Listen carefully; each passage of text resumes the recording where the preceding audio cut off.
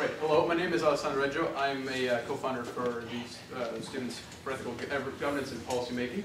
I would like to welcome you all to the first ever symposium of the SEGP.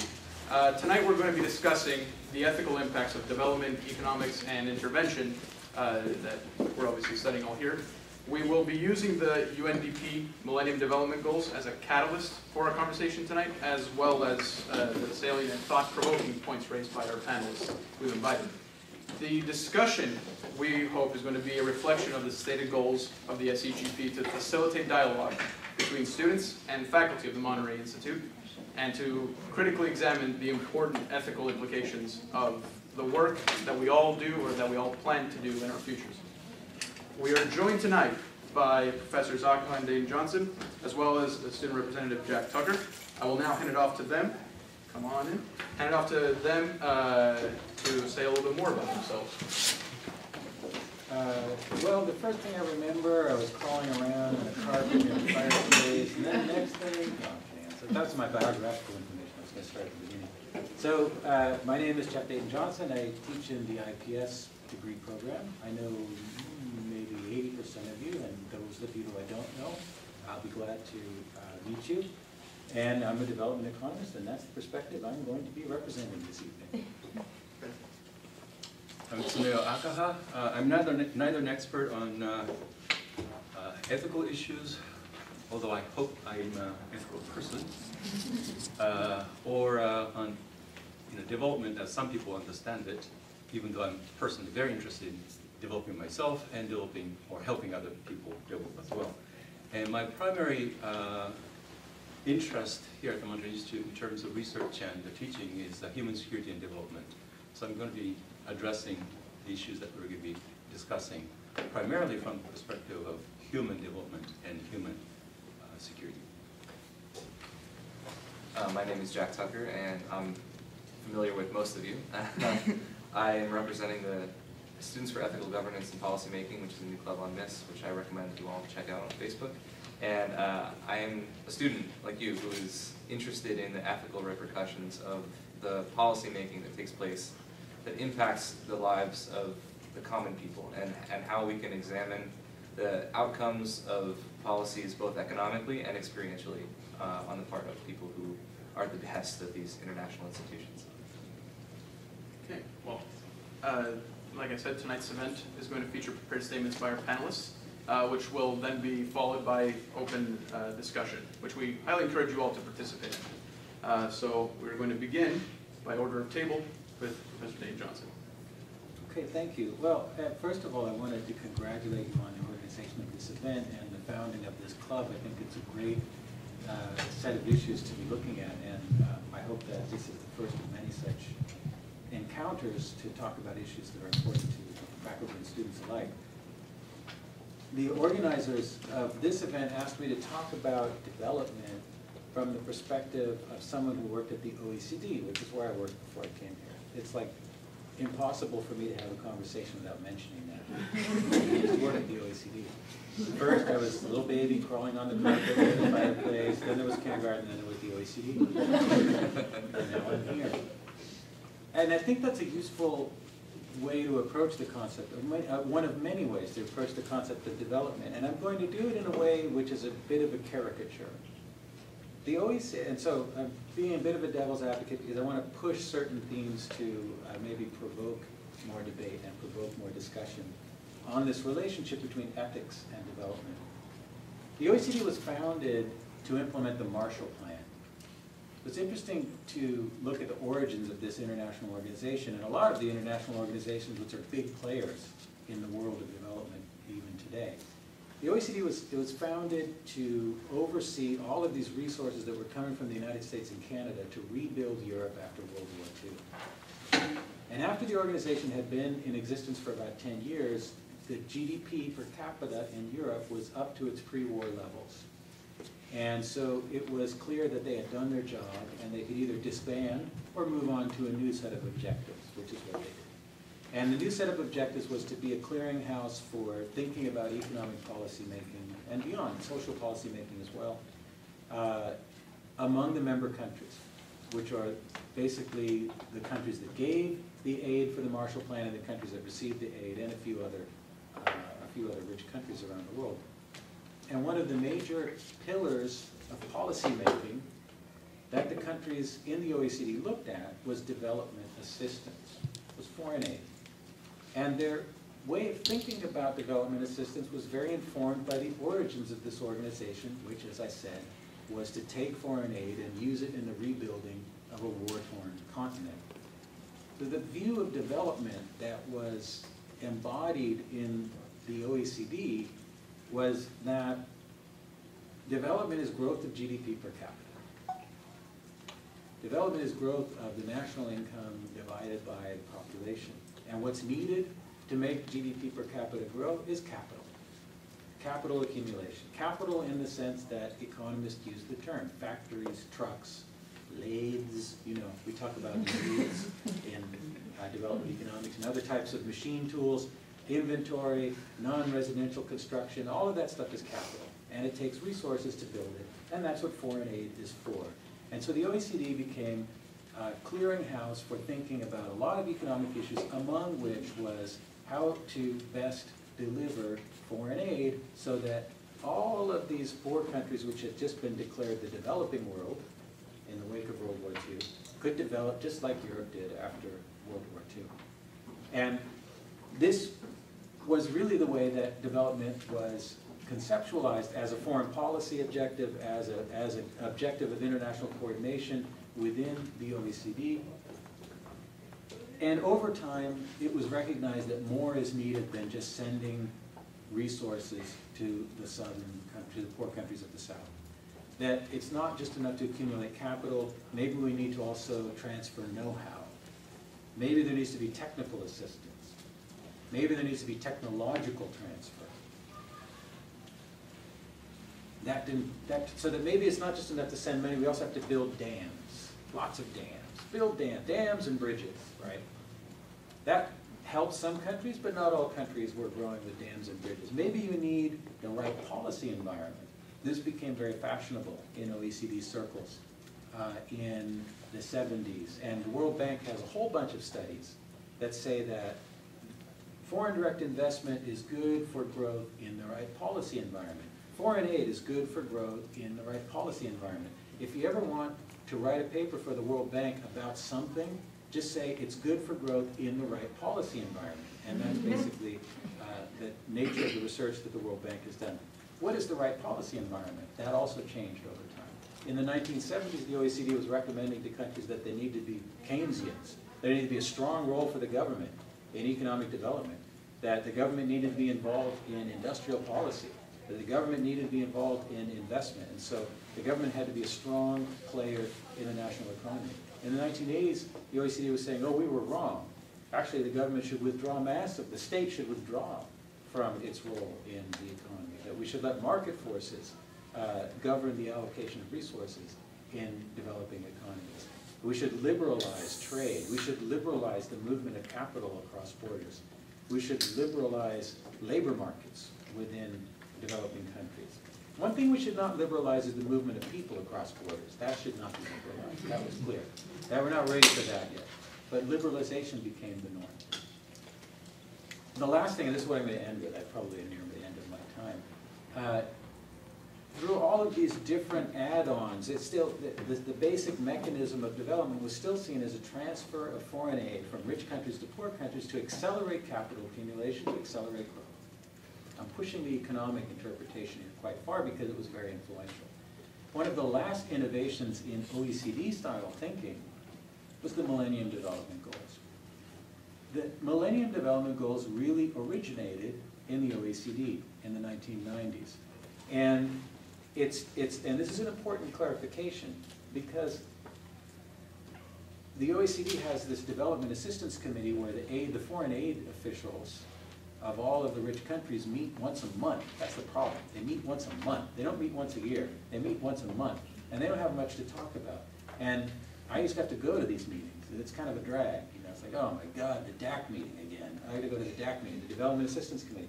So they meet once a month. And in the 90s, they start to say, all of these things that we thought would drive growth are not necessarily working. Maybe we need a concerted, coordinated effort to better channel aid, to make aid more efficient, maybe we should establish some explicit international development goals, which the Development Assistance Committee of the OECD did in the 1990s. And someone at some point pointed out, doesn't it seem a little odd that the rich countries are deciding what the international development goals are? It's not really all that odd, given it was the rich countries that were deciding all this stuff all along. But it was really around the debate of the international development goals, as they were called in the DAC in the 1990s, that a lot of developing countries said, you know, we should really be part of this debate. And that's when the UNDP in particular really seized the debate around the international development goals, and this was transferred from the OECD to the UN. And the Millennium Development Goals and the Millennium Declaration, which was signed by all of the UN member countries, with some exceptions. The US never signed on to MDG number 8, but it's one of the few countries that never signed on to MDG number 8. We can get into what MDG number 8 is later.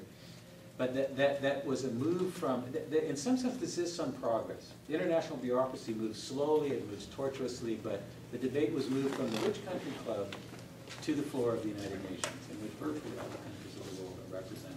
And that's where the Millennium Development Goals came from.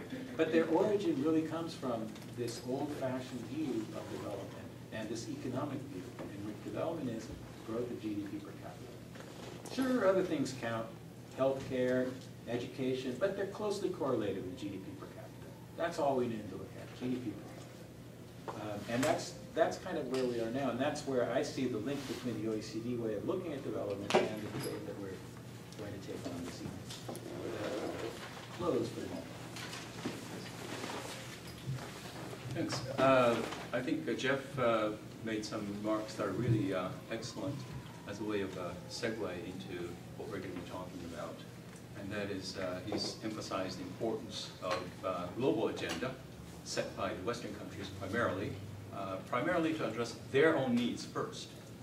But in expanding the scope into the global theater of economic assistance, they still basically use same premises, same assumptions that help them develop themselves in articulating and developing economic assistance to the rest of the world without questioning the assumption. The experience since then, I think, has taught them that they need to question the assumptions. And that questioning continues to this day. For example, Jeff asked the question, who is to make these decisions about development priorities, where the resources should be mobilized? Who should participate in the actual practice of dispersing the assets that are coming in from developed parts of the world? And also some of the development countries have become developed. So they also participate in the transfer of capital, transfer of technology, experience, know-how, managerial skills, and so on and so forth. But they also have their own assumptions, which may not necessarily be universally appropriate assumptions. So we need to keep on asking questions about the assumptions that were developed first by the Western countries, capitalist countries, and also by successful developing countries who have now become developed. And we should also challenge the assumptions that recipients of international economic assistance may also be using as they disperse the funds and other assets that they receive to assist them in development. So my primary function today is to raise questions and have you answer all of them. That's what instructors do best. Usually when we talk about fairness as an issue in the ethical framework of discussion, at least in this country and in many so-called liberal democracies, the question then is almost immediately turned into the next question. That is it the process that's important, that should be fair, or is it the final result, outcome, that should be fair? And capitalist countries, Western countries, liberal democracies tend to emphasize the process, the opportunity, as opposed to the outcome.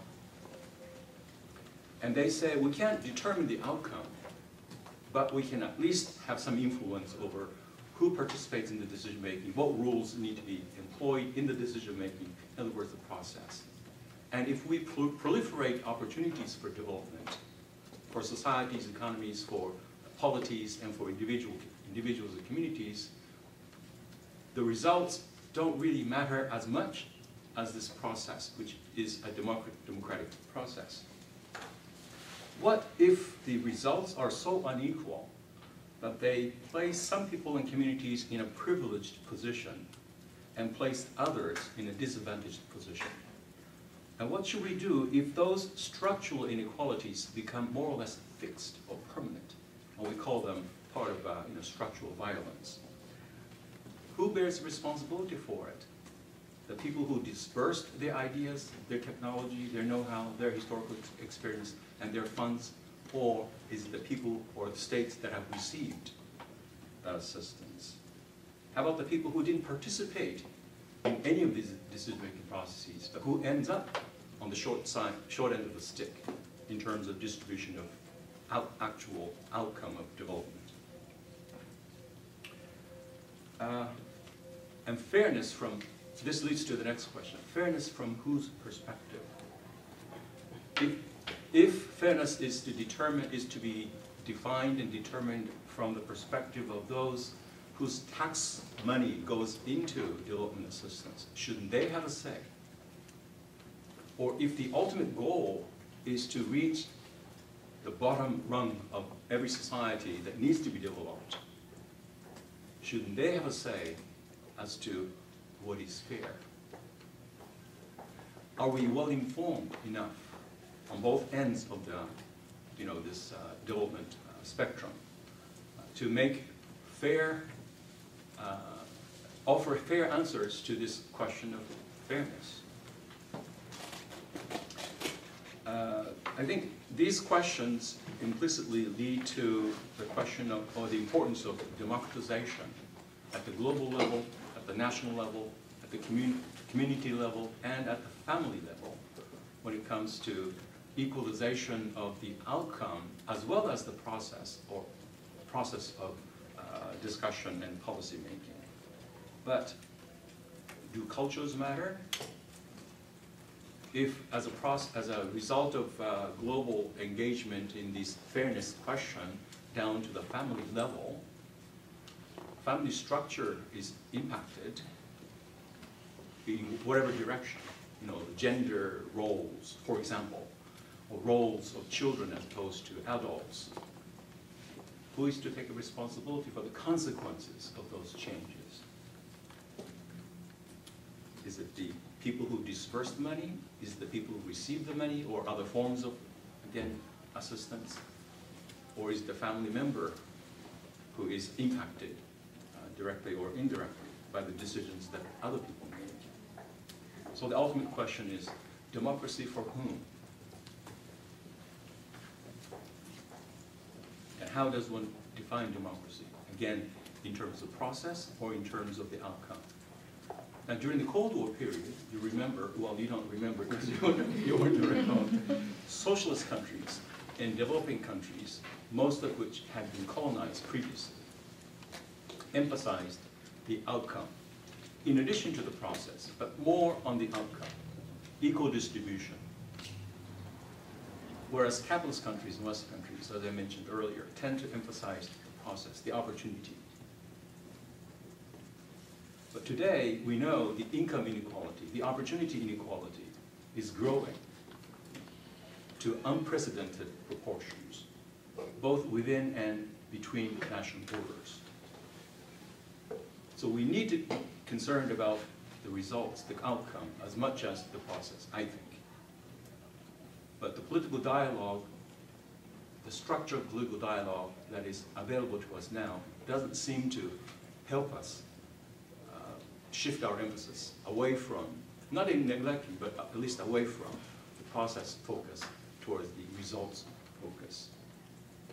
If you try to do that, you're called a socialist, at least in the context, political context of this country, as if there's something wrong with you being concerned about the outcome. Then I want to shift my presentation somewhat to the question of development versus security, because I'm, as I mentioned earlier, deeply concerned about both human development and human security. Development has security implications. lack of development, distorted development, certainly has security implications.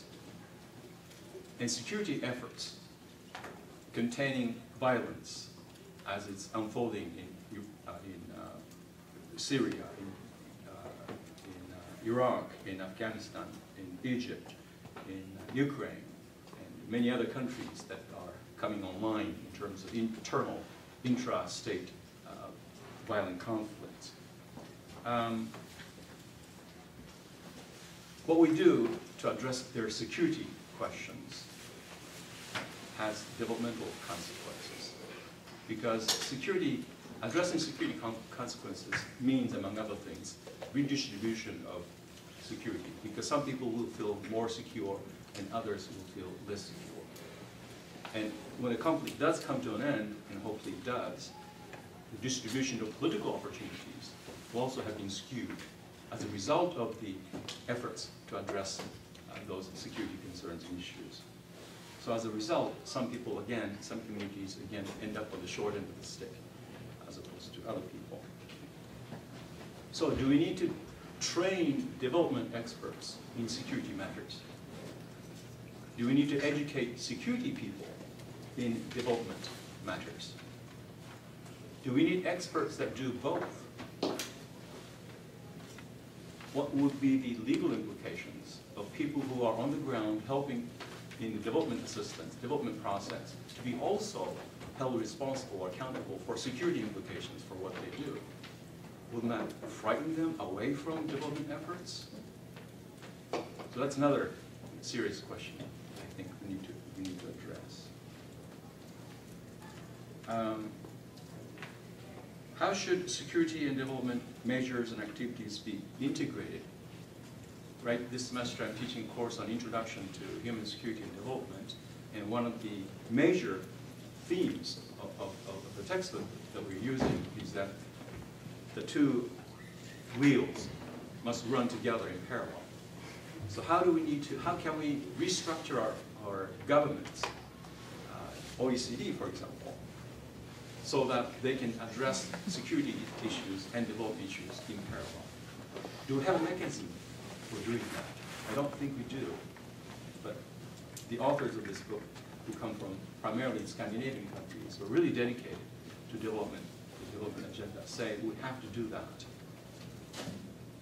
Otherwise, by developmental efforts, we may actually be creating more tension, more conflicts, more wars, or vice versa. By emphasizing security apparatus, security institutions, we may be causing some communities to become even more underdeveloped, underprivileged, and disadvantaged.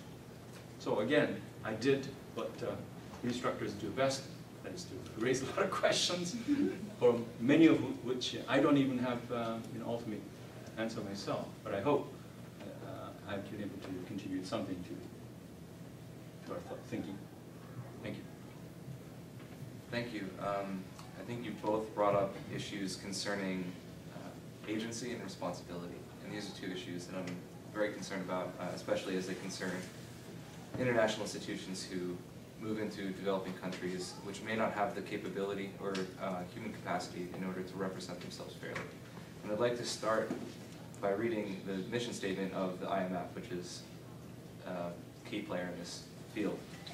And that is to foster global growth and economic stability, to provide policy advice and financing to members in economic difficulties, and work with developing nations to help them achieve macroeconomic stability and reduce poverty.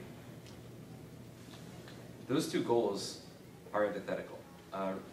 Improving macroeconomic stability by improving balance of payments towards international debts by providing conditional loans impacts social programs which are designed to reduce poverty. So I don't believe that their two explicit goals, which are right in their mission statement, are compatible.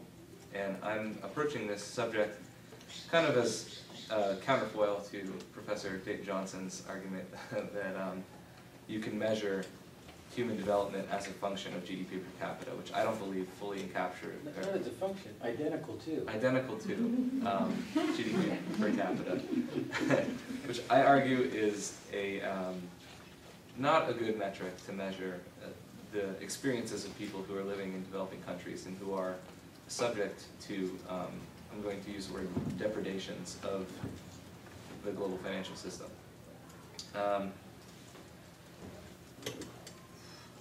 Poverty in a large segment of the population is an inevitable outcome of inequality, which is fostered by interventionism, where you have money being conditionally transferred to individuals and corporations who are responsible for picking up the social organizations such as critical infrastructure like water, education, food security, things like that that are then transferred to private institutions like multinational corporations, which do not have the same set of stakeholders. They're not accountable to any kind of democratic selection. So if you have a critical infrastructure that is not responsible to the will of people to whom it's serving, I feel it's a dangerous situation where you can have abuses. You have many instances going through structural adjustment programs of the IMF and the World Bank and the WTO over the past 30 years, where you have instances of critical outputs such as even basic staple foods. If you want to look at cases like Venezuela, you have riots in the streets in the days after the IMF interventions where the price of food has gone up by 10 times in a week. There's one of the standard prescriptions that the IMF gives to countries in order to normalize their fiscal stability is to devalue their currency. And this wreaks havoc on people's personal investments and their savings. So what you're seeing is the IMF succeeding in its goal of normalizing their macroeconomic stability of countries, but it's failing miserably in its second stated goal of reducing poverty. By definition, those two cannot interact. And I'd like to open it up to questions at that. Yeah, with that, I will thank the panel again for the prepared remarks, and we will open it up to the floor. And we already have a question burning right here in the front row. Yes? I attended a lecture that was done by a humanitarian relief lady. It had many naval, I believe it was, professors that were here. It was kind of a startling thing to walk into the room and be one of the younger people instead of one of the older people in the room. But one of the things that was really impressive to me is how much of the time, apparently, the military and the humanitarian NGOs are actually working in tandem. It was almost like together on many issues. It sounded like it's a trend that's been kind of forced upon them, but that it's already in effect, and it sounds like it's exactly what you said needs to happen. And I asked them, well, I'm studying here, what would I study that would push that forward? And they were dumbfounded. Nobody could see how they could get the two to work together without chasing away those who wanted to help the NGO, or without chasing away those politicians who were backing the military. My question to you would be, how would I, as a policy maker in the future, be able to help that melding take place? Because we have the apparatus for security already in hand. We're one of the best on the planet at it, and there are NGOs that want to work hand in hand, but are afraid to be labeled as, you know, stooges of the U.S. How would that go forth? And you don't have to answer right now. I'm just throwing it out there. Take it down. Well, I do have an opinion on this. I am a veteran, and I have worked with civil affairs, which is responsible for community outreach and basically development projects in countries which we've undeveloped using military means. It's a complicated question because a lot of the security apparatus in place is simply not designed for development. It's there to defeat an enemy, and interfacing that with a development mindset is difficult for a lot of people, not in the policy side, but actually in the command structure of the military, in my experience, and I can only speak for what I've seen. On the other side of that, you are correct that there are organizations that do not want to work with the military, specifically for that reason, because they are responsible for demolishing a lot of development that's happened already. So I don't have an answer for how these two institutions can interface in a way to encourage development. It was interesting because I did ask that of the elders in the audience. And one of them is rattled off, as you military people can do, he rattled off a mission and achievement, and he stated that it's already now part of the process of a mission is the development afterwards. It's just all part of the package that they have to work on. And he explained that that's why they wind up stepping all over the same pathways that, say, Red Cross is already working on and others are working on. And since the whole lecture was designed around how to set up a structure, and they're both understanding the same structures, I was just really dumbfounded that they aren't already working as a team. But I think conceptually and almost theoretically and certainly philosophically, we can understand why they need to go hand in hand. But structurally and politically, institutionally, we don't have much experience, except in things like a disaster relief, when there's a huge earthquake, tsunami, huge fire, when civilian resources and abilities are simply inadequate. The military occasionally does participate in not only, extinction fire and erecting barriers to whatever is harming the local population, but also removal of the debris, human bodies, things of that sort. So they do participate in some phases of post-conflict and post-disaster development or redevelopment of the community. So I think we're gaining some experience, and I think greater emphasis should be placed on that kind of almost civilian activities that the military personnel and institution can engage in and have engaged in many cases rather successfully.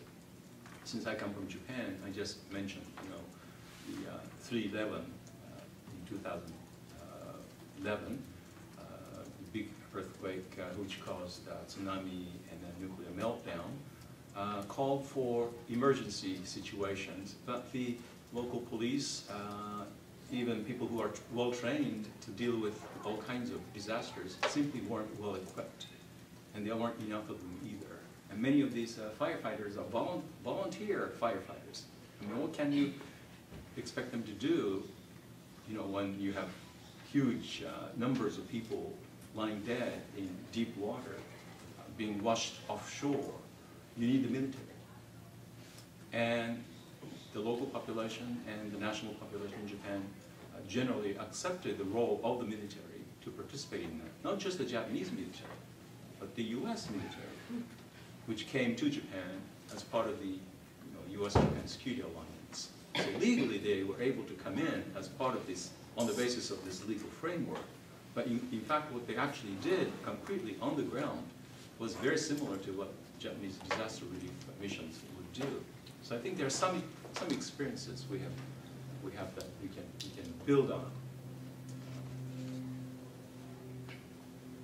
I think, Terry, that is a good question because you immediately identified that the most extreme version of the dichotomy that Tsuneo was talking about between security and development, that there are two wheels on an axle.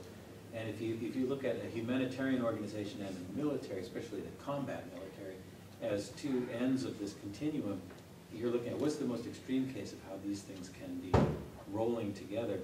I think there's another dimension to what Tsuneo was talking about, though, which is that security, more broadly construed, is a continuum or could be thought of as a continuum conceptually that runs between the humanitarian organization and the military. And the security, it's more multidimensional than that. It's also something that happens in families as well as neighborhoods, as well as countries, as well as the globe. And so that spillover and trade-off and overlapping between development and security that Tsuneo was talking about goes even deeper. And that we need to think more beyond the military conception of security to make sense of that overlap.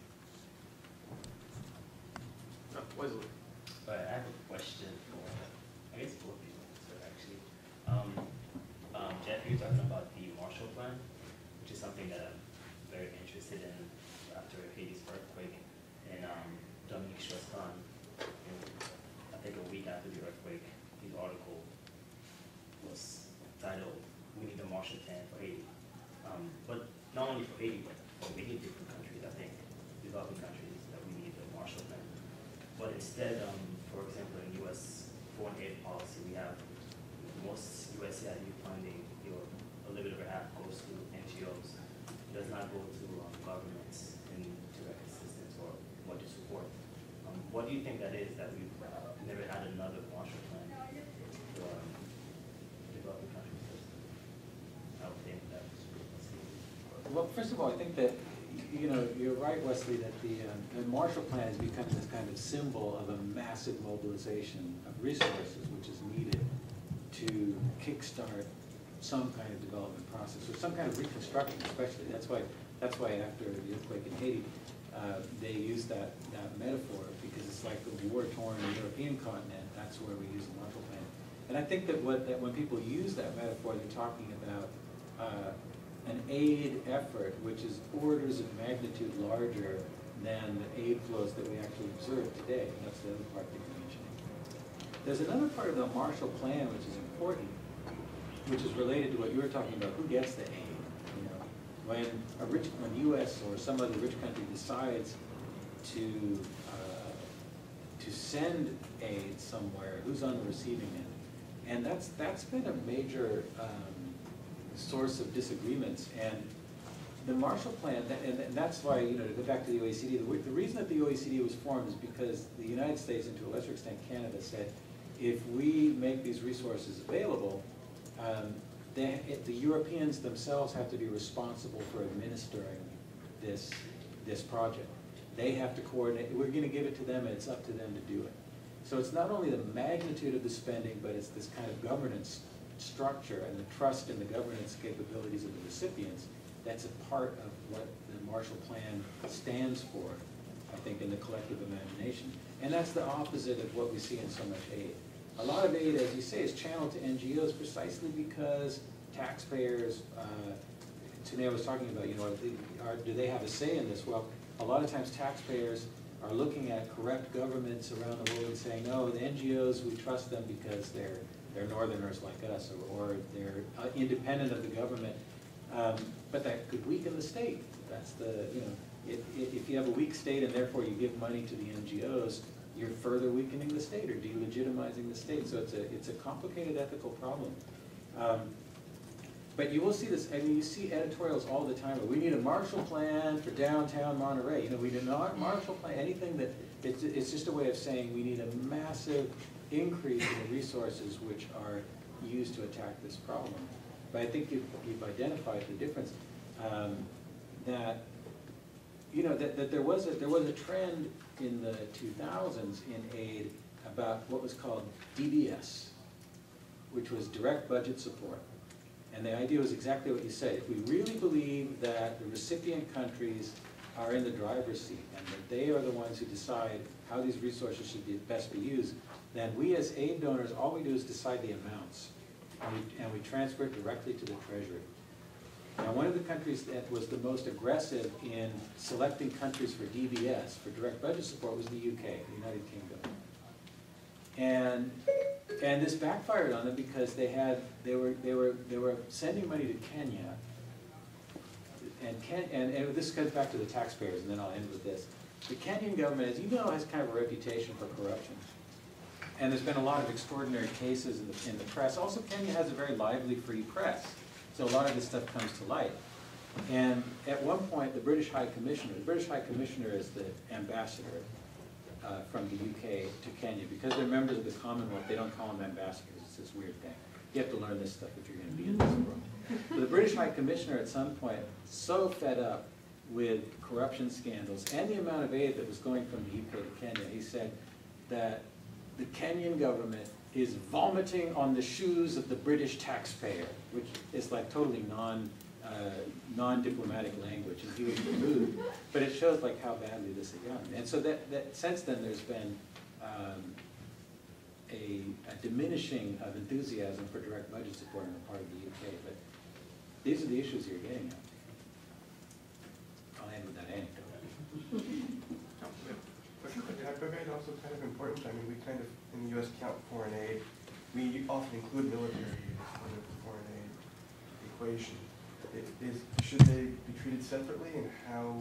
I mean, we treat them as one thing when military aid certainly is not kind of foreign aid development aid we're talking about. It usually doesn't help countries develop that.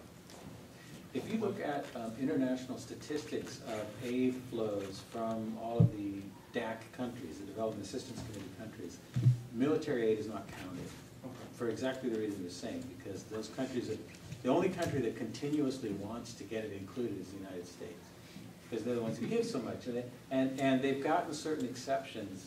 This is sort of, I've told my development economics students about this in the past, that the DAC, this Development Assistance Committee, meets once a month. They've got to find stuff to talk about. So what they talk about is what counts and what doesn't as aid. And the U.S. keeps saying, oh, all kinds of military stuff should count, because it always makes you look better. Like, more of the stuff that you're spending money on anyway gets counted as official development assistance. And my students already know that there's a term that's used in the OECD context, which is ODable. Official development assistance, does it count as ODA? Is it ODable? So people are always, is this ODable spending? No, it's not ODable. So the thing is that people are always, governments that are members of the OECD are always trying to get more of their spending counted as ODable. And so precisely the use of the military in humanitarian relief after a natural disaster is ODable. And that was something that the U.S. insisted upon on the basis of what Tsuneo was talking about. That is genuine humanitarian relief. So sending aircraft carriers out with military personnel on board, all of the expenditure associated with that gets counted as aid. That's ODable. But military aid to countries does not get counted in by the international community as part of your development assistance effort, even though for the national audience you might be telling your citizens that it is part of their effort. That reminds me, back in the 1970s, early 80s, I think, when Japan was coming very close to surpassing the United States, and for a couple of years it did surpass the United States in terms of official development assistance, total dollar value. The United States was critical of Japan because much of that dollar value was in the form of loans, long-term, low-interest loans. So it didn't connote, this philanthropic philosophy behind it. Plus, most of the aid was tied, meaning it had to be spent on the procurement of goods and services provided by Japanese sources, or from Japanese sources. So it was good for Japanese business as well. Now the language between the United States and Japan has dramatically reversed. Today, American ODA is supposed to be tied. And politicians in Congress are arguing, what's in it for us? And that's a legitimate question now. Whereas the Japanese are hesitant to ask that question because they've been bashed by the United States previously. So when we talk about even economic assistance, financial assistance, it's not all, philanthropic. You take it and spend it as you like, as long as you keep to certain rules, transparency, accountability, that sort of thing. So it helps both those who give and those who receive. So I think that's a dimension we should always keep in mind as well. Well, I think just simply to go off of that, or Joe, follow-up, sir? Oh no, it was another question. Oh, okay. I just want to be, I would like to start talking about the sense of philanthropy, or of trying to understand the real meaning behind development. Because so far we've been discussing how to approach development from a policy side, how to approach aid from a policy side, obviously asking ourselves what the incentives are for donating countries, what the rewards or requirements are for receiving countries. But so far, it doesn't seem like we've been able to quite nail down if or what sense of responsibility there actually exists for development efforts. We haven't really we haven't touched upon whether or not development is a responsibility that we are fulfilling, whether that's the part of aid instead of development, or vice versa. So I wanted to open that up maybe to our panelists, also to the audience as well. Do you think that there is an established responsibility to provide the sort of progressive development that we all seek to, or ascribe to, have in the world? And if there already is, what does that actually look like, especially in terms of policy making? I think, Jack? Yeah, I'd like to start at the very start of that sentence, which is a long sentence, I apologize. Which is the word responsibility. And I don't think that it's a responsibility of the developed world to intervene into cultures and economies that may not, certainly don't reflect their economic values, but may not reflect their cultural and social values, which can translate to a miscommunication in values. I do believe that there is a responsibility on the part of countries that have more advanced financial and economic systems to respect the sovereignty and not create a system of dependence onto countries that are becoming enthralled with the financial system.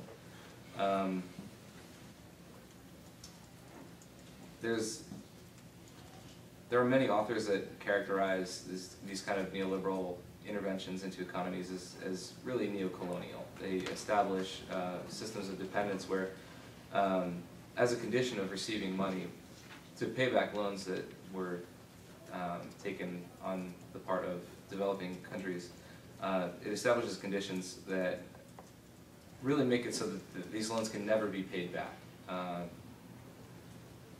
If you look at the Philippines, 50% of their trade profits goes directly into repaying just the interest on IMF loans.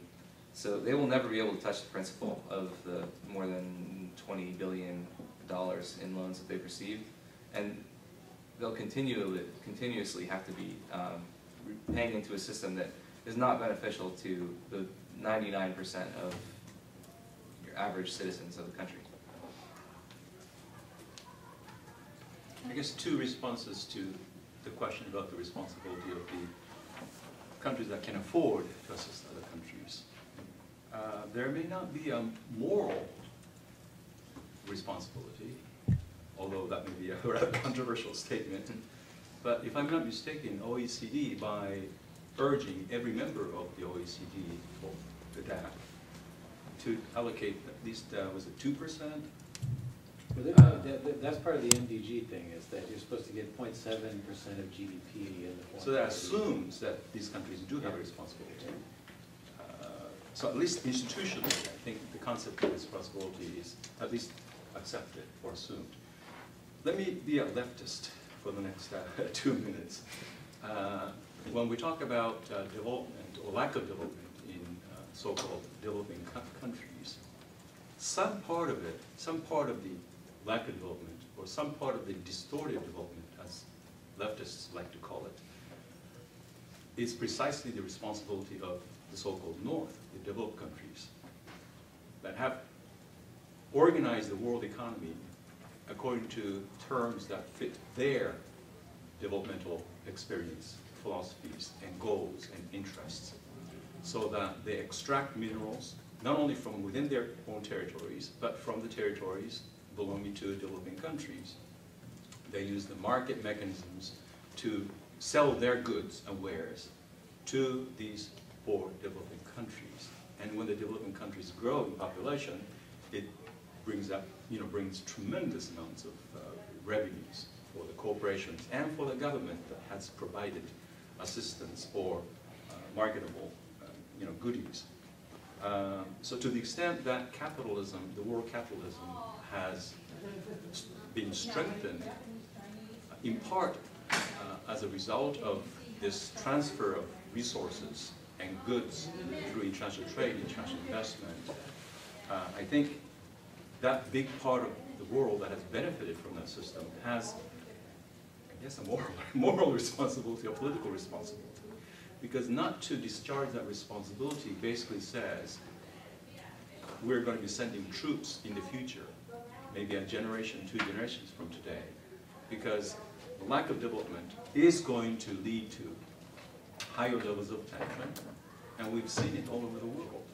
There's no direct, immediate causal linkage perhaps, but there are enough studies that suggest that it's quite plausible lack of development does breed anxiety, frustration, demands that can be met, and occasionally, if those voices are politically organized, they do clash in the political sense and in the military sense. So we, meaning those who can afford to assist them, end up sending our troops into their territories. So in order to avoid that, to the best extent that we can, we should aid them before they become structurally so deprived of their opportunities. So that's my 2 minutes about leftist spiel. I was just going to say quickly that what I like about Jack and Tsuneo's answer to that question is that they see this distinction between, there's two registers at which we could answer this question about responsibility, and one is a slightly superficial register, but it's one at which we spend a lot of time debating, which is we've all committed to give this much aid. How do we get the rich countries to live up to the commitments that they've made in the international sphere? And a lot of us who study and work in international policy, it's in this register that we're often debating. You know, how can we mobilize more resources? How can we get countries which have committed to give a certain amount of aid to do so? How can we get them to make sure that the aid is not tied and it's in the form of grants and not loans and all of the other things that Tsuneo was responding to? But I think what both of these answers have underlined is that there's a deeper level that's much, much more important. It's not how do we get people to live up to the promises they've made about aid. It's, is there a moral or ethical responsibility to give aid in the first place? And I think that there might be an ethical framework. This is something we don't think about much in economics, so you guys might know more about ethical frameworks than I do. There may be an ethical framework based on some notion of global citizenship, under which it makes sense for rich countries to be transferring resources to poor countries, and it's the same. It's embiggening. You know, to use a word that comes from The Simpsons. It's an embiggening.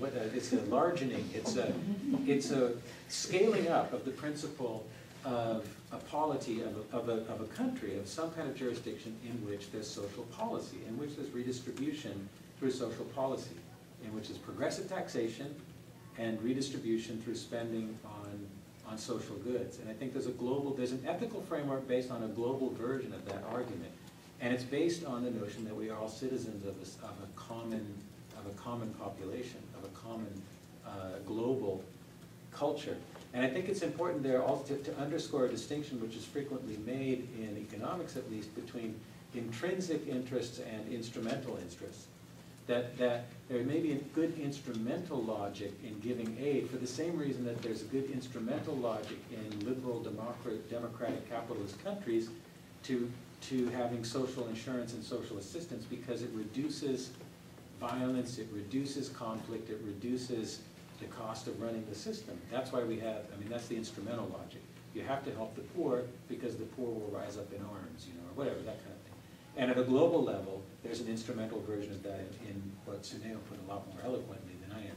But there's an intrinsic reason as well, which is that helping the less fortunate, or the solidarity, the notion of solidarity, is a goal in its own right. Not because it reduces conflict, which is also important, because it's a goal in its own right. And I think that intrinsic value of global citizenship is maybe the ethical foundation that we should be exploring for development more largely defined. That's it. I think we have one back there. So I'm just wondering, particularly with Jack and Tsuneo, do you guys just feel that then philanthropy is actually a cover for developed countries to just extract their own goods? When, I mean, when you mentioned that the OECD has a 0.7% of, you know, you're going to give 0.7% or so of your own GDP, then don't you just feel like philanthropy and this moral concept is just a cover, just to get your own goods, and especially when you're putting an interest rate on what you loan out? Certainly, I feel that way. I can't speak for everyone on the panel, but I think that over the past 50 years or 60 years since President Truman's administration in particular, he laid out a series of objectives in which there would be intervention with technical assistance on the part of the developed world into the developing world. And I think it's just a change in the lexicon of global politics away from a hard power and into a more soft power approach. But the outcome is not really that different, I don't think. it's not acceptable anymore for a country to invade. Oh, there are exceptions, notably the United States, Russia, etc., to invade and basically administer a country in the way that it was in the previous centuries, where you could explicitly have colonialism. But by implementing predatory lending, you can establish a system of, basically, you can establish a suzerain relationship with a country that is now forced to facilitate your multinational corporations to intervene in their economy, which destroys their local capabilities. You are forced to pay back interest on loans, which are not realistic. And all of this is, Jeff spoke on this before, but if you're talking about interfacing with the government of a country that may not be accountable in the first place to the needs of its population, then you compound your issue immeasurably. There were huge issues with IMF in particular intervening in Latin America in the 80s and 90s, where you'd have just rampant corruption. People would just steal from the World Bank and the IMF, put it in their own pocket, and then the people of that country are now responsible to pay back these loans. So I do believe that this is predatory and extractive, because every dollar that's put into developing economies is extracted in material resources or as financial capital in the forms of loan repayment. I guess my answer to you would be in the form of a question. That is, are there philanthropic, very rich, successful capitalists in the world? And I think there are.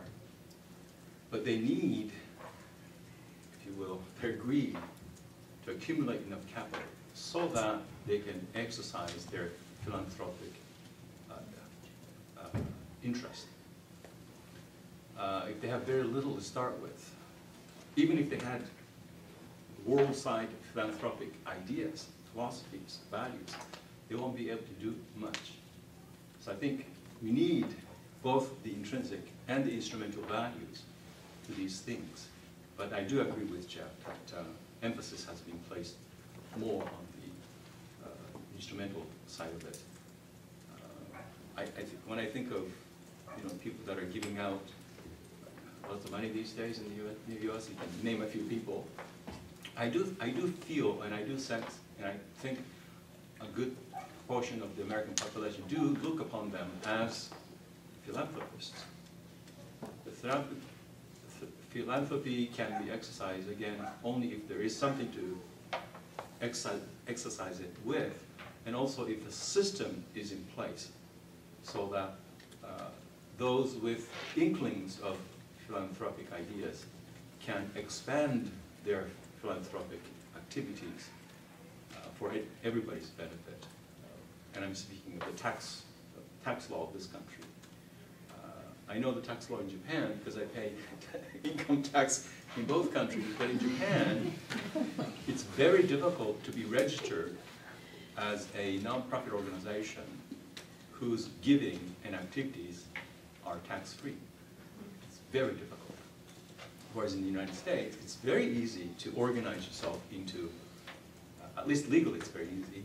You have to hire somebody to do that maybe, but it's very easy to establish yourself as a philanthropic organization or a non-profit organization and participate in the giving side of life. So I think the tax structure, which is also good for capitalism, right? Money circulates in that way too, needs to be in place too. So again, I think there is a cover kind of aspect to it, but also there is the genuine philanthropy involved as well. Two things. I don't really have questions, but my first comment is, well, let's go back to the term development. Who came up with that term? And by doing so, we created a hierarchy of the developed and undeveloped countries. So, before we think about the responsibility of countries, I think it's important to think about that. So that was my first comment. And my second comment is, because you mentioned progressive taxation, and that's something I believe in, even though I know I'm not going to benefit from it. But the reason why is because after 2 years of studying here at MIIS, I think about how development is so focused on poverty, the eradication of poverty, you know, how do we reduce poverty, and like so focused on poverty, so focused on things, the problems down here, but we never talk about, well, you know, if there's poverty, then there are people who are affluent, but we never think about how these people got up here and what we can do. You know, I don't know if development can actually like tackle that, but it's interesting for me to see how development is just so focused on poverty, but we never think about how the other people got so rich and what happened between them. So I don't know if you want to comment on that, if anyone wants to say. It was just, I don't know. Yeah, I agree 100%. And I've had the fortune of being in Dr. Roach's development theory and practice, and he has a lot to say on this subject as well. And I'm going to use some terminology that, if you had him, you may be familiar with. The establishment of this dependent relationship that I've been talking about creates a need for a comprador class, which is local enablers of international policy. So you have companies that are empowered by international institutions to enact reform, basically, and they benefit greatly. They make, and you can look at any example you like, and they all make huge profits. And that is not distributed among the population. That's concentrated within a very specific historic block. That's another Arupcha term for you. And I think that that's a big problem. Inequality is one of the key indicators that your economy is not distributing scarce resources effectively or efficiently. So, yeah, it's an issue. So the fundamental question is, what is development? Right? Not just in terms of how to measure it, but I mean, what is development? Is development assumed to lead people, communities, families, states, the world closer towards happiness? I don't think so. If that were the case, what are the Bhutanese doing by deciding not to develop it in the sense that we have developed ourselves, the rest of the world, more or less? Because they are relatively happy, and even though they're relatively poor. So if development has very little to do with happiness, what's the goal of development? Well, is it to accumulate wealth, material wealth? And what do you do with it? Do you share it with other people? Do you just take it to the next world with you? Which I understand is impossible. But a lot of people seem to act like they believe that they can take it to the next world. So it raises, you know, a fundamental philosophical question about what is the meaning of life? Why do you live? Why do you share? Why do you not share? So I think development really goes to the heart of what we're about. So my answer to your question is that it's a lasting, you know, lifelong question that I'm pursuing trying to answer, and maybe the rest of you as well. And if you find an answer, please send me an email. At 2 o'clock in the morning, it's okay. I just wanted to say something about Jessica's, if it's okay. You keep raising your hand. Are you want to raise it? You asking a question, Jordan? Or you're like, oh, okay. I think without going up to the high elevation of Tsuneo's answer, which I think is the important level of looking at this question, that I want to maybe link your point to what I said at the beginning about the OECD vision of development, which is really a caricature of a much more widespread way of thinking about development, which I think comes from the 19th century. And there was an idea that progress was happening, or it could be made to happen, that progress is self-evidently a good thing, that some countries are getting there faster than others, and it's their responsibility to see that the others catch up. And I think all of us agree that that's a kind of cartoon view of the world that nobody shares anymore. But all of this international policy-making apparatus is still more or less set up to deliver that kind of a policy objective, or to meet that kind of policy objective. So it's a bizarre kind of malaise that has struck the international community in thinking about development, because it's like, well, it's all set up to kickstart progress and to get progress rolling, and progress in itself is good, and we're not even sure what we're tending towards. We don't know what the objective is. It's not happiness, not material wealth, but we need to keep moving. And so I think that it's really, we've got a dysfunctional set of global institutions that are philosophically dysfunctional, because we're not even clear that, we're not clear what the objective is. We're not even clear that it's possible that progress is the right metaphor for thinking about the way we should be organizing our societies. And that's why it's a wide open world for you kids, and we'll try to help you as much as we can.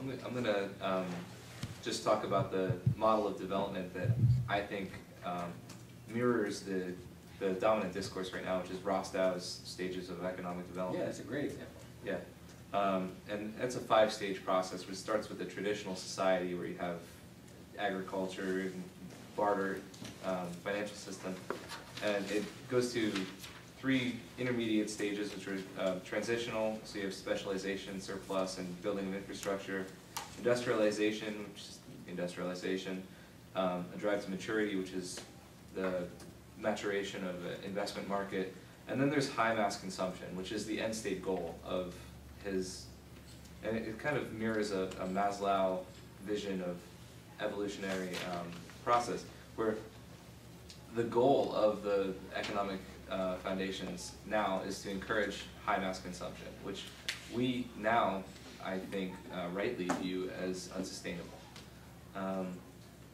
But I do believe, I agree with Jeff, that all of these institutions have been established to drive towards this goal, which is now not even desirable. Yeah, the point I make is that a lot of the institutions are completely full of people who don't share those goals anymore. So that's what, it's not even that we need to get rid of these institutions. We need to, everybody's inside of them is like thinking, well, what are we supposed to be doing? Well, I don't know, just keep spending and wait and see what happens. But I think that Rostow is an excellent example of that's like the kind of the apogee of that type of thinking, that there are stages, and so it's not only that there's progress, but there's one road to progress, and we're all on it. And nobody agrees on that anymore either.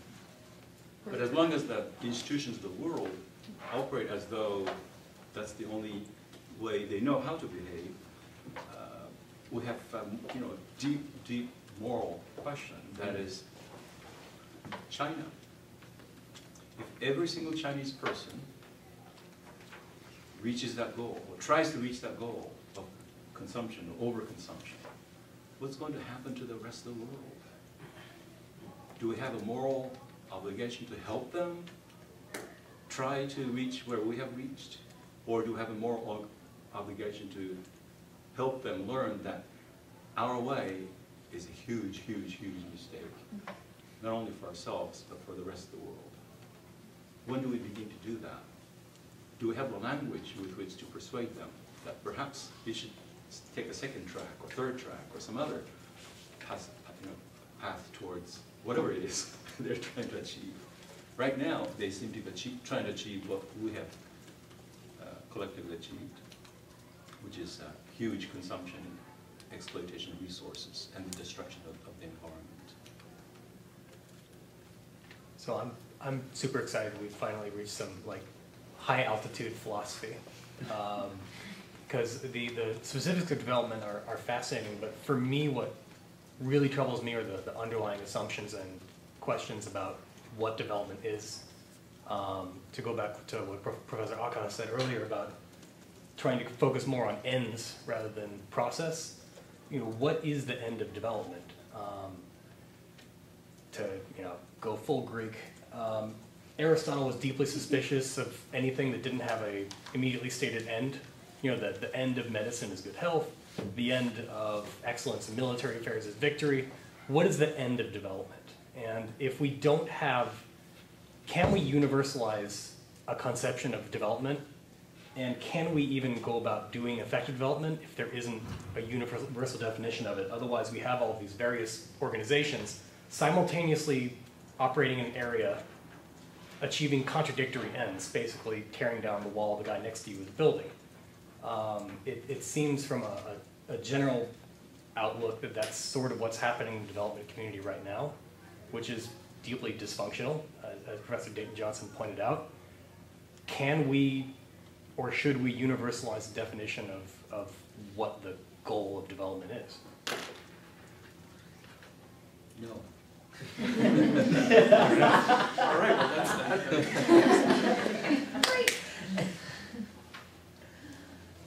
that. I think everyone agrees the answer is no, but then the question is what do we do? What is our, if we believe ethically that there is, as I was alluding to earlier, a kind of responsibility as global citizens to solidarity, and how you exercise that solidarity.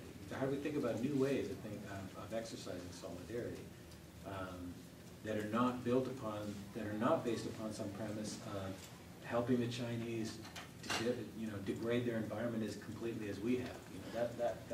What is the alternative, or one that recognizes, as Jack pointed out, diverse types of cultural objectives that may not be the same. In Bhutan, they're interested in gross national happiness, as you know, and not gross national product. That how we and respect that without necessarily giving in on things like gender equality. That we have an obligation to fight for that in places where it's their culture that they don't respect that. So, I mean, I'm making it, these are kind of the hard cases, but that's that. I think the answer is no. And what do we do? What's the next? What's the alternative? What about decoupling human rights and development as basically two different objectives? You can have equity. You can have a decrease in the use of torture by security forces, those kinds of things, without necessarily having what we would classify as development if there is one classification term. What about decoupling those two as different sets of objectives? But so you're taking some stuff out of this. We have this bowl of things that we would like. We put a bunch of stuff in the bowl and say, these are the things we're going to try to achieve. And you're taking out some stuff. They say, what's left is development. And my question to you is, what's left? What do you mean by development? You mean growth? You mean, okay, so you're talking about the income and income growth.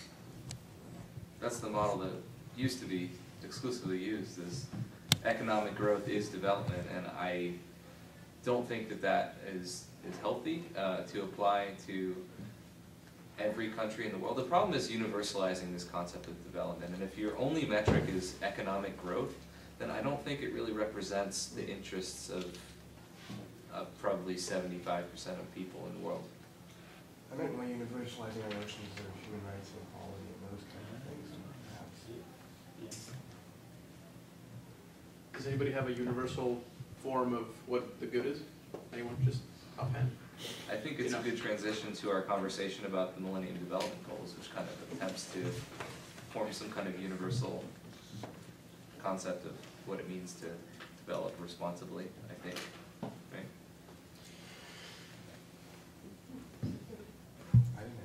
Oh, I have an anti-goal.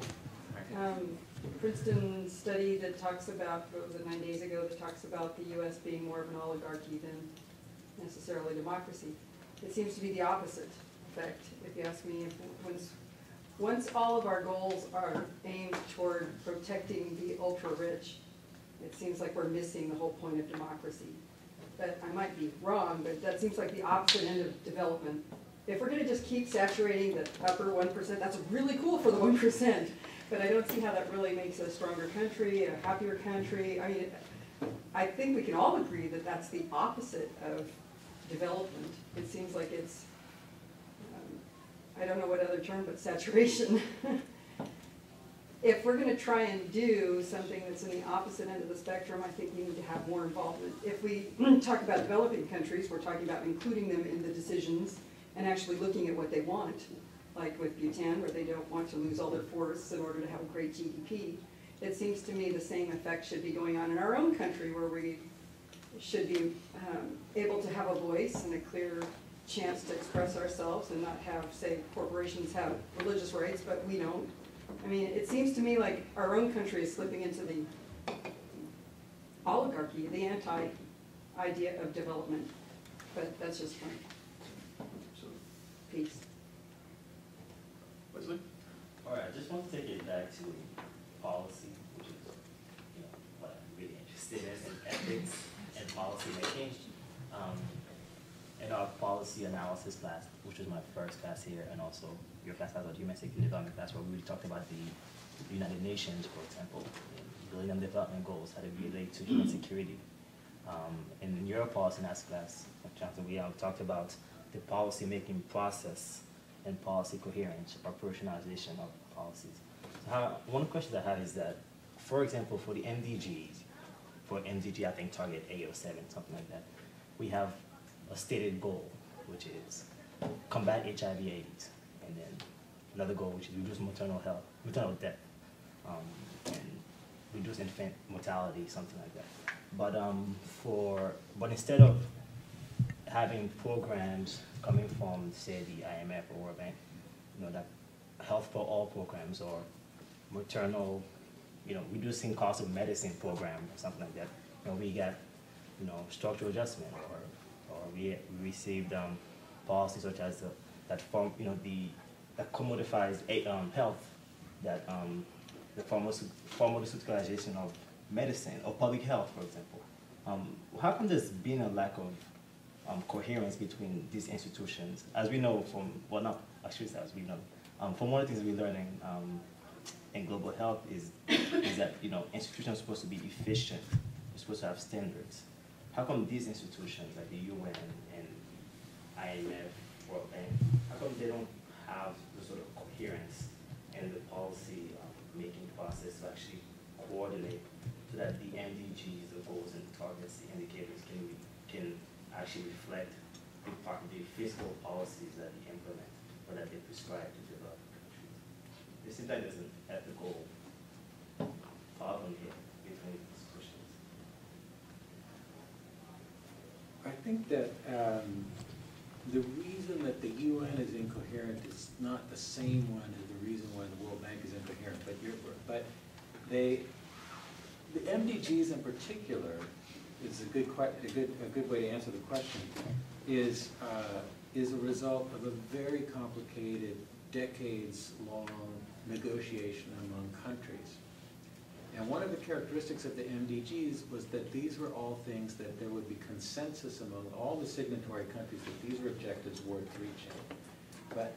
But the way in which those things would be reached, there would never be consensus about. So attacking HIV/AIDS, reducing maternal mortality, like you said, no country in the world would object to any of those things, and they were willing to, in fact, set targets for how much these problems would be reduced. But there's no consensus about what the appropriate mechanism is to do it. And in that setting, it's not surprising that you would have inconsistencies among national policies to address these problems, and inconsistencies among the international actors who are called upon to contribute to this effort as well. I think that's part of the problem. And I would point out that even among those 8 MDGs, and those of you who've looked at the Millennium Development Goals, there's 8, but then you like click on any one of them, there's like 100 inside. Yeah, so it's like a kind of consensus. It's the kind of output you would expect, the outcome you would expect from a consensus-based process. And consensus, remember, is not unanimity. It's when those who are objecting finally give up, you know, finally shut up and say, okay, you guys win the day. So it's a messy, negotiated process. And even then, when it came time to sign the Millennium Declaration, as I said, the United States didn't agree to MDG 8, which is the one that sets specific targets for aid as a percentage of GDP. The United States is the only OECD country that didn't make that commitment. So we're not meeting that commitment, but we didn't make that commitment either. So there you go. And so even then, the countries didn't even in this consensus arrangement. But I think you're right. I think that then, when it comes time to meet these goals, that you have the World Bank, which is also an intergovernmental organization, so all these governments have different levels of influence there, and they each have their own way that they want to address these problems. Different UN agencies where different countries have more weight in some than in others in decision making, and you get kind of a mess. And even the notion of coherence is important even within domestic policy making, that you have the classic examples that are talked about with some of my classes, that in development assistance, the United States spends millions of dollars helping West African farmers to become better cotton farmers, to grow better cotton, and then says, oh, but we're not going to buy your cotton, you know. On our trade policy says, oh, but you can't sell your cotton here. What are you talking about? You know, we're going to help you produce all this cotton, but then you can't sell it anywhere. That kind of incoherence is built into the same government's policies. So it's complicated. But I think a lot of it has to do with the messiness of a multi-actor, multi-stakeholder, moving, negotiated settlement that is just, that's always a lot of horse trading. The important thing, though, is to illustrate these. The important thing about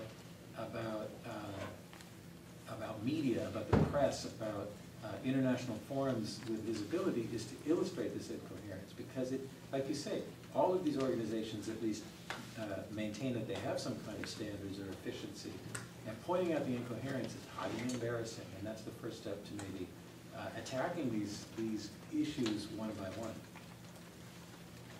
It's frustrating. Yeah, but one could argue that the incoherence itself is not, that's why we have community. I don't think the aid community is dysfunctional. You know, there are a lot of good progress that has been made to meet this party, but the community, we argue that. I said it's philosophically dysfunctional in the sense that we're all acting, but we don't even know why we're doing this stuff. That's what it means.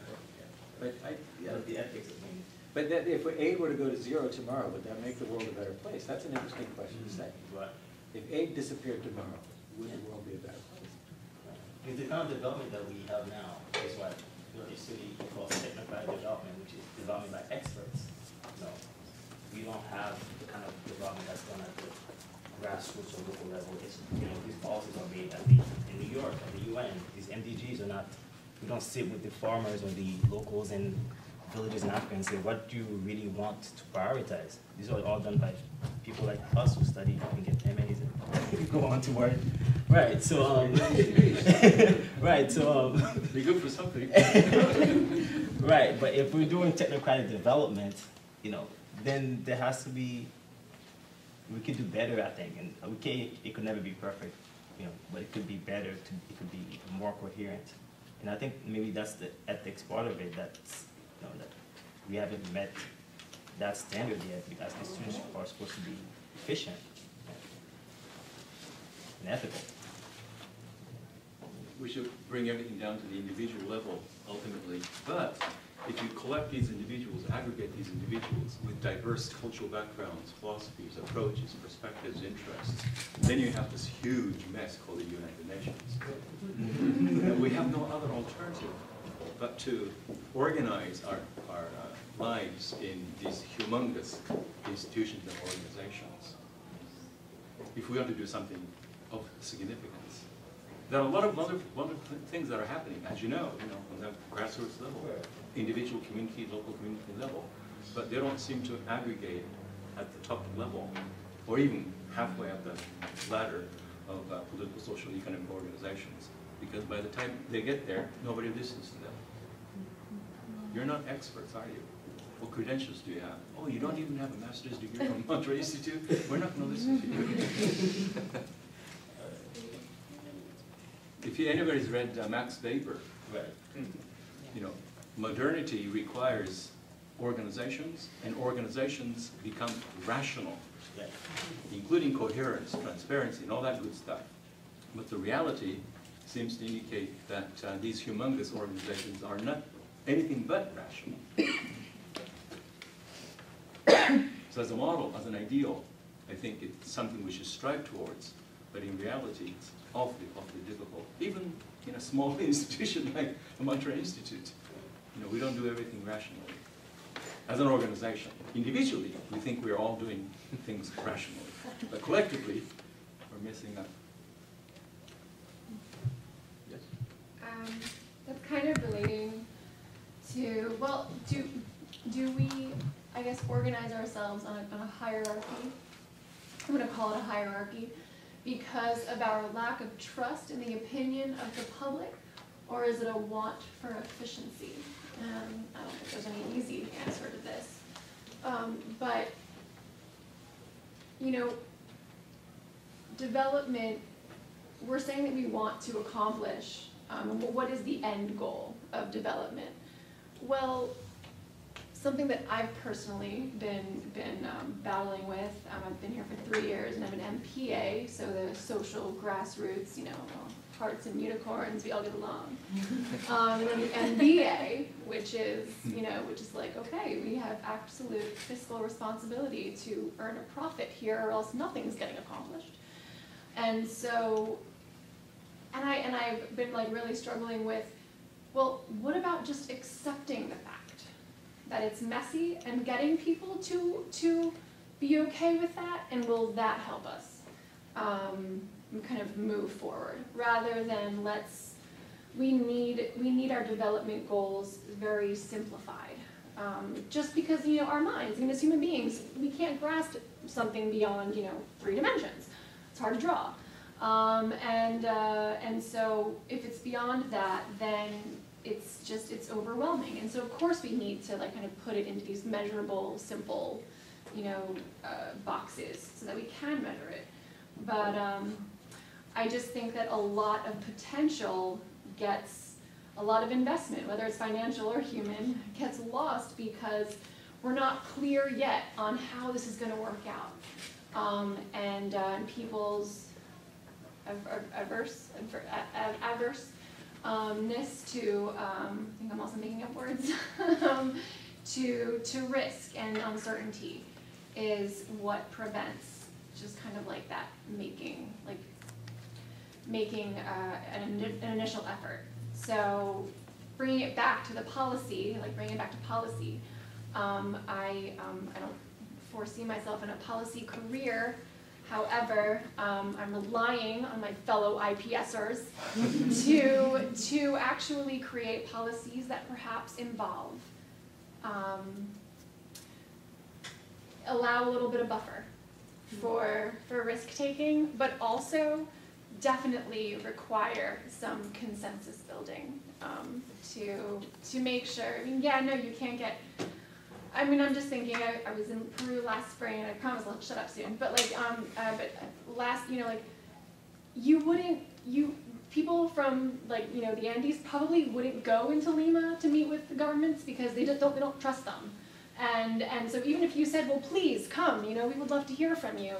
It's like, no, you spent years persecuting our people. Why would we even come to your, you know, your buildings and talk with you? And so it's just like, so the point that I'm making is that you need to like kind of like find where these two groups actually do have consensus, and maybe policies could create those spaces. I wrote it down. We'll work on it. Well, Count on you, sorry. I mean, consensus building is the biggest challenge of creating policy, basically. So, and you can't allow that to paralyze you from acting. You need to be able to say that we have a percentage of people who are interested in a certain level of stakeholder engagement, which will allow us to create a policy which is mostly representational and will allow us to make a change. But you need to make sure that that change is desirable also. So yeah, it's hard to, you can't get 100% of people on board all the time. It doesn't work. Yeah, but what I'm saying is that I think a lot of opportunities for consensus are bypassed because we already know that they're not going to come to agreement. We already know that these people aren't going to come. We already know that they're not going to like what we have to say. Well, just examining, well, why are you assuming that? You know, like, why as a policymaker are you assuming that? Who was the last representative that went to that particular village and invited them to a town hall? You know, it's just something like, you know. So just kind of assuming like, well, why didn't this, or examining why didn't this succeed in the past? And also, don't get me wrong, there's a part on the part that the you know, the village needs to play, where it's like, okay, actually we need to get over our hatred and our resentment and just, you know, give our leaders a chance. And so, but yeah, that's the MPA world. You know, it's gonna get long. I love MPA then. I actually have one last question, if it's okay. Going back a little bit in our conversation about, you know, what is development and what is good development, and that obviously mass consumption is not good development. I both had a question about that, because it seems like there's a little bit of injustice in telling other people not to do what we are doing. And how do you feel about that? Like, is that fair? Is that just to tell other countries, no, don't destroy the environment, don't do the things that we've done, don't have the consumption that we have, because it's bad, but yet we still have that system in place here.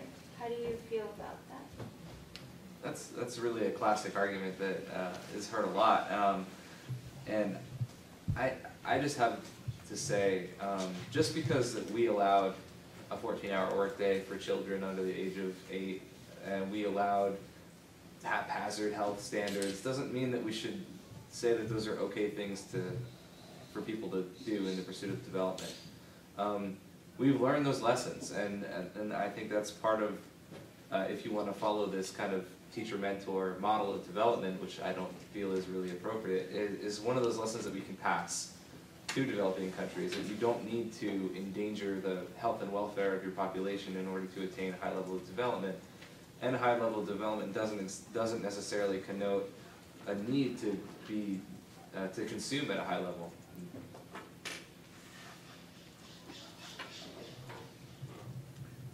Well, at the individual level, the best I think anybody can do is either to demonstrate through their own behavior that they can change, even though the system they were born in doesn't encourage you to change your behavior on the individual level. Another thing that as an individual we could do is to show the ugly side of what we have accomplished. Bear it all. Make it transparent. And share that with the folks that are trying to unintentionally get there, so that they'll be totally disgusted with it. And they'll say, if that's development, we don't want it. As many Russians are saying these days, if that's democracy, we don't want it. If democracy means, rampant inflation of 2,000% a year, losing all the pension that you've worked for throughout your life, we don't want that. Well, some people want it, because some people still benefit from it within Russia, the political system. But at least we've exposed the ugliness of what we have accomplished with some people. And if we can help some people, if not everybody, I think as an individual, we should be somewhat content. If you can run for president and show how ugly America is to the rest of the world, or how ugly our environment has become as a result of all these goal-less pursuit of whatever it is that we're pursuing, go for it. Of course, if you have that philosophy, if you have that political message, you will never get there. I don't think I wanted to run for president anyways. That sounds like a hard job. Just get Jimmy Carter to do it again. Well, we have some local politicians that I think still share this genuine desire to kind of reverse, if you will, this developmental model, you need a leader model, for which I'm very grateful and very respectable. I'm thinking of Bill Manning, among others. It's a local product. He used to teach with us, for us. Wonderful guy, who's now an assemblyman and senator now. Yeah. And eventually I still write governor, maybe. assemblyman too, but he's a senator. So as individuals, I think you can make some signposts that you can share with other people, even though they can't determine the outcome, okay? Because we are living in a democracy and nobody can dictate the outcome. If I could just say one thing in response to your question, and I don't know your name. I'm Laura, actually. Laura. Nice to meet you. Partly that what you're saying is that it's one thing for me to say to some random Chinese person, you can't have what I had or what my father had, because it's just not sustainable anymore. That's on an individual level, it's just unethical. But the way that this is, as a political problem, dealt with is between governments, and the Chinese government recognizes that it recognizes its environmental responsibility. It may have different way of looking at it than the United States government or other Western governments, but the real issue then is all of these governments, not all of them, but a lot of them, China and the United States, recognizes something has to be done. And the question is who's going to bear the biggest cost of adjustment? And that's where the dispute is. And that's a different kind of dispute than, that sometimes gets mixed up with the dispute of me saying to my counterpart in China, I got to, drive around a 65 Buick and all of that, and you can't. It's not the same dispute as the U.S. and the Chinese government saying, how much of the cost of adjustment do each of us need to bear? And that's a difficult problem itself, but that's a different problem. There's ethics there as well, but it's different than the one of me saying to the Chinese, you can't have what I have. At least the second one is negotiable. It's negotiable, yeah. And both parties recognize that something has to happen, I think. TED Talks have a Hans Rosling episode where he grapples with that same issue, and because I probably won't remember it any better than Freakonomics earlier, I will just keep my mouth shut. But you could look for the TED Talk by Hans Rosling where he tackles this exact issue. It's like 15 minutes, but it's worth it. It's probably precisely 15 minutes. I don't know how you feel about TED Talks.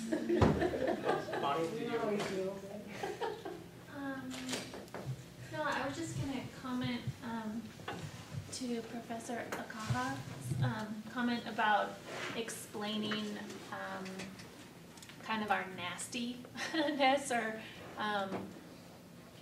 what has become from all of this development. And in my limited experience, I have found when working with people kind of on the ground that it's really difficult to explain that part for them to even understand, coming from America, that we might have these faults or there might be these faults in our culture. A quick story, when I was in the Peace Corps, we were doing an exercise with some teachers who are our instructors, our language and culture instructors. It was a cross the line exercise. I don't know if you're familiar with it, but you cross the line if you can relate to such and such. And one of the prompts was cross the line if you feel that that the slaves were lucky for getting to go to the United States. And all these educated Ghanaians crossed the line. So to me, that was just astounding. And here you would have these educated, people who saw that there was some sort of luck in the fact that those, slaves were able to go to the States, even though it's horrifying that even happened. And so, perhaps as Jeff was saying, it's the conversation that happens between governments and where they decide on personal responsibility for environmental degradation or whatever. But I feel like on the ground, it's really hard to explain to people when they have this idea of these people coming in, to help them with their development issues that seem to be coming from or standing for this really high rate of development. Do you kind of understand what I'm saying? I know exactly what you mean. If I'm articulating it correctly. But I think opportunities are growing for people to actually spend some extended periods of time in each other's communities to see how normal people live and learn if that's the lifestyle they want to pursue or not. Of course, we can't do that with everybody. We'll be polluting err massively, we destroy ourselves in the process. So we can't do that with everybody, but at least the pockets of people that can transcend those conceptual barriers or value barriers, I think are growing. And I think we have quite a few right here in this room. And that's what is wonderful about the Monterey Institute. Like a Japanese teenager going to Oklahoma. And even play football.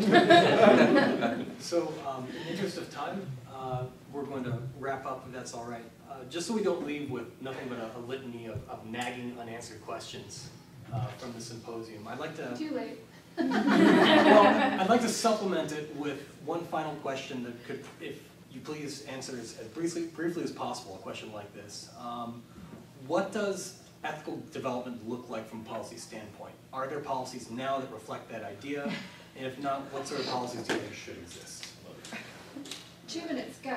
Quick fire session. 15 words or less. Just an example of a policy that's been Put it in enacted in recent or fairly recent history that you would consider ethical. 140 characters.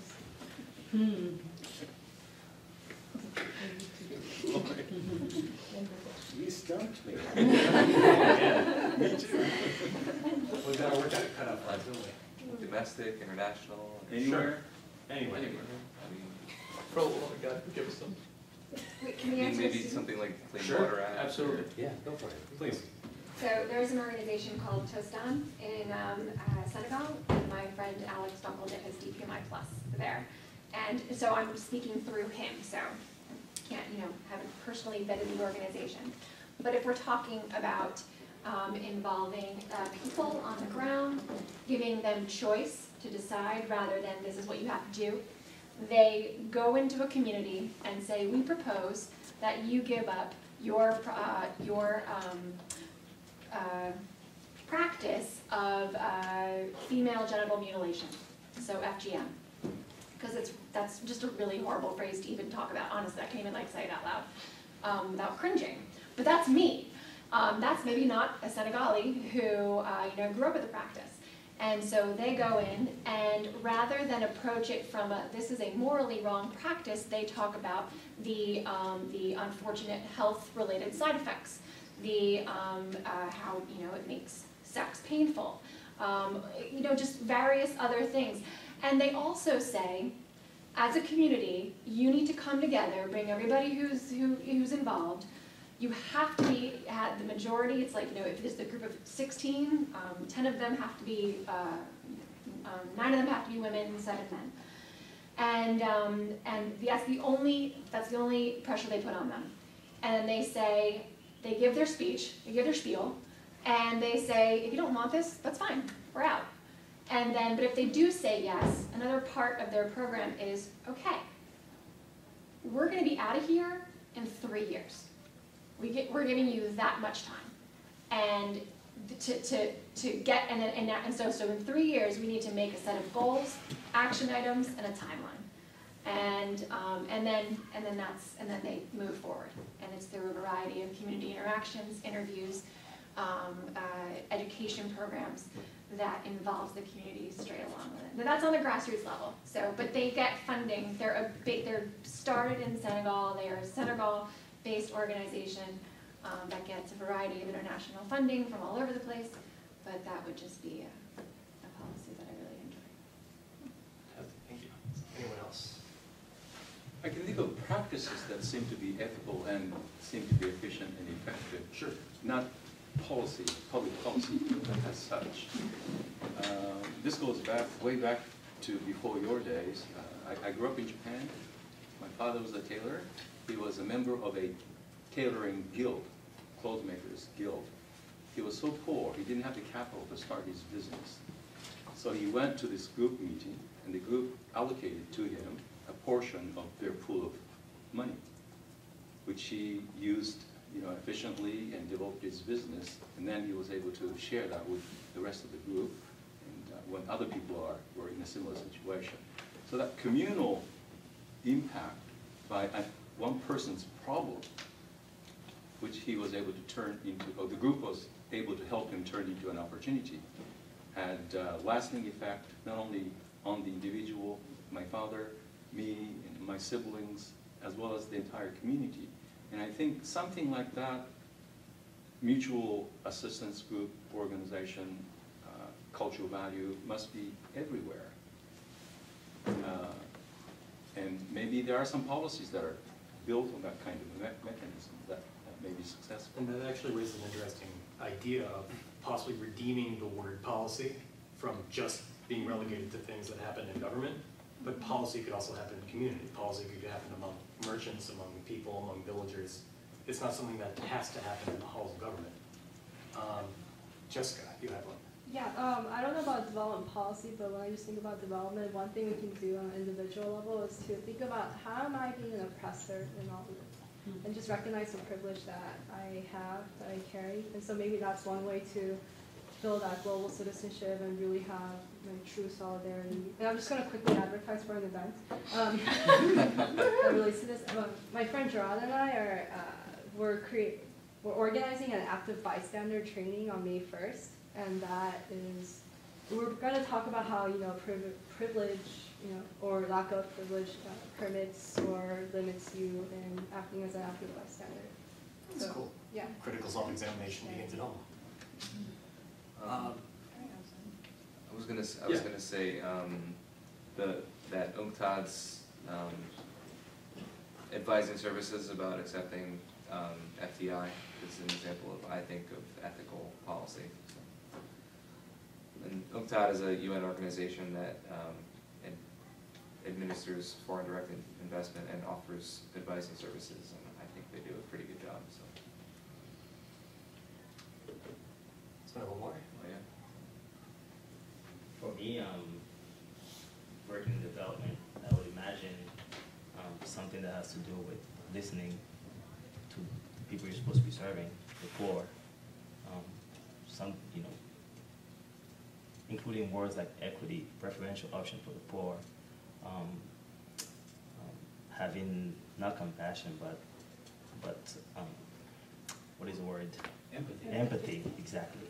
I think these are words, for me as a working in the field, these are words that I hardly hear my peers, especially expatriates from other countries, use. The way they talk about the poor when they're not around the poor, it's pathetic, really. And that's one thing I think that could change about development, because development is a good thing, not a bad thing. And as much as it gets criticized, it helps a lot of people. And the way we talk about it is important, how it gets carried out. Right. So I think that could change with us, development practitioners. Fantastic. Well, thank you everyone for coming. I'm Frank. By the way, I'm Jordan Cavalier. I'm another co-founder of Students for Ethical Governance and Policymaking. I'm frankly thrilled with the level of discourse and the incredible ideas and energy that we've had this evening. I want to just sum up with some of the questions we face as future and current development professionals, educators, security experts, whatever we end up doing. It's going to have ethical implications for the world, for our own lives. And so some of the questions that have been raised over the symposium are what precisely development is and how we go about it. To paraphrase Donald Rumsfeld, freedom is messy, and so is development. We face the philosophical incoherence of development goals. We, as future professionals, have to parse out what that means to us and how we're going to carry that out. Why do we do what we do? Self-examination, as Jessica pointed out, in terms of your role, your historical role, where you stand in the world, plays a large factor in what you end up doing and how you act.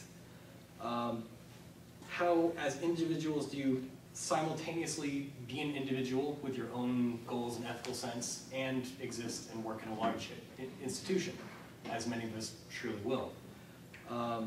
Who are we to intervene in the lives of others to make them better, and what does better even mean in the first place?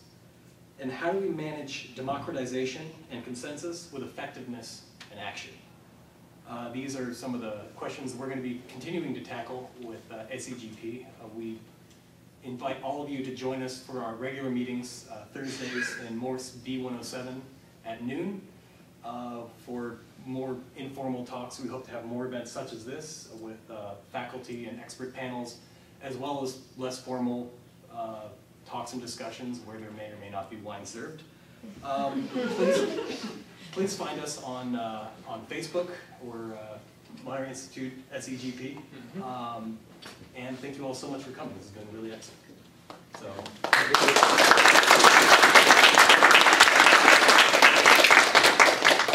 And particular thanks to Professors Dayton-Johnson and Akaha for joining us. And thank you for organizing this. Thank you very much. And thank you to our own